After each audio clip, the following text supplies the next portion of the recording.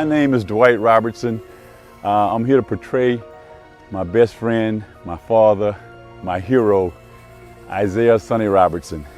Isiah was born in West Baton Rouge in a town called Port Allen. He never knew his father. At the age of 13, Isiah dropped out of school to help his family.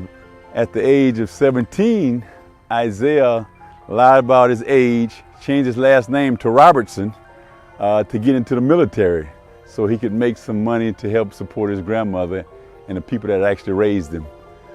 So he goes into the military. He does 4 years there, goes to Germany, World War II. So he comes back from Germany. He's got all his money between gambling and his salary. He's got all his money. He can't wait to share all his money with his grandmother. On his way back, he finds out that his grandmother has passed. So when he gets back to Port Allen, his grandmother's passed. So he decides, okay, to start playing baseball. There was a Negro league called the Hardwood Sports. So he starts playing baseball, which was his love, and that's why we're here today in our uniform, because I found out that that was his #1 love. So he played in the Negro League. And by the way, he says that Jackie Robinson wasn't the best Negro baseball player. There's a whole lot of guys in that league that were much better players or whatever, but just so you know, he stole that last name from Jackie Robinson. He just spelled it differently. After playing a couple years in the Negro League for the Hardwood Sports, he decided that he wanted to go find his biological mom, who had located here to Covington. So he gets here, and really quickly he meets this beautiful black woman her name was Doris McGee. So he starts dating her, and her mother tells him he can't date a daughter because he doesn't have a real job. His uncle, Eddie Joseph, gets him a job cleaning offices in New Orleans.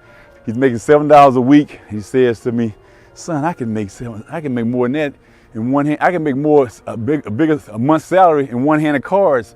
So that job didn't last very long. So then his uncle gets him another job delivering beer on a beer truck, Falstaff. So now he's delivering beer, and he and his partner decide they're gonna open up a business. So they start buying alcohol and beer and stockpiling alcohol. Once they get enough beer, they rent a place on 29th and Jackson called the Dewdrop Inn. So they open up a business.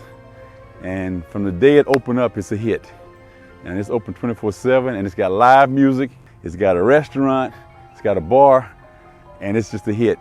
Now, meanwhile, you had people like Al Green, James Brown, B.B. King, Bobby Blue Bland. These are the type of stars they had coming to the Dewdrop Inn. So then he marries Doris Robertson. They have 6 kids, 6 boys, 1 girl. All 6 of my sons ended up getting D1 scholarships.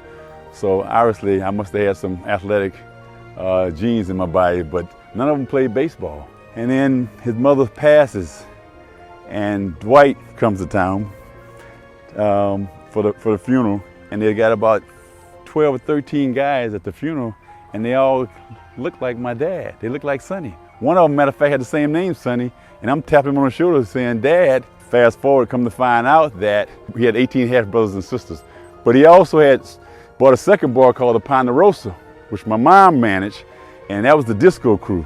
So she had the young crowd with the disco crew. Sonny had the Dewdrop Inn that had live music and blues, gambling, guys drinking whiskey out of the bottle. Sonny was also involved. He started a group called the Mighty 15, which was a men's group, and they raised money to help underprivileged people. They started scholarships for kids that couldn't afford to go to college. So they did a lot of wonderful things. They used to have a bingo every Monday night to raise money to help anything they could do in the community. And the group was called the Mighty 15. And like I say, his love was baseball, smoking, and gambling. Now later on in life, he quit smoking, and he quit gambling or whatever. So he went on to have, like I say, 7 kids, 6 boys. All 6 of my boys played D1 football. 4 of them went to Southern. 2 of them were in the Hall of Fame at Southern. 1 played with the Rams 8 years and 4 years at Buffalo. Dwight signed with the Oregon, broke the family tradition, and played for the Seahawks for 1 year. So I had all of these wonderful athletes. None of them played baseball. That's pretty much his life. But like I say, he was very involved in the community here, helping people, trying to get people. Even though he had an 8th grade education, he knew the importance of education. And as good of athletes as we all are playing D1 sports through college, he wasn't impressed with our athletic ability. He wanted us to get a degree. So I think he was more proud of the fact that I got a business degree than that I was a state champion hurdler, and I was an All-American football player, and I played in the Pac-12. So he wasn't impressed with all that stuff, but he was impressed with the fact that I got a degree. So on the baseball field, he would never shut up. And the team that he had, they were like the gold trials of baseball. He said that they would play with us. He said, your dad would actually play shortstop, and they'd hit a ball to him. Instead of him filling the ball like in front of him, he'd catch the ball behind him and look around for the ball like he missed the ball. Where'd it go? Where'd it go? And then throw you out the last minute. So they would play with us, but he was that kind of guy. He would beat him and then tell him what they needed to work on to get better, and then scrimmage him again next year and beat him again. So if I had known that baseball was that important to him, because he was my hero, I would have played it just to make him happy. My name is Dwight Robertson, and I'm portraying my father, Isiah Sonny Robertson.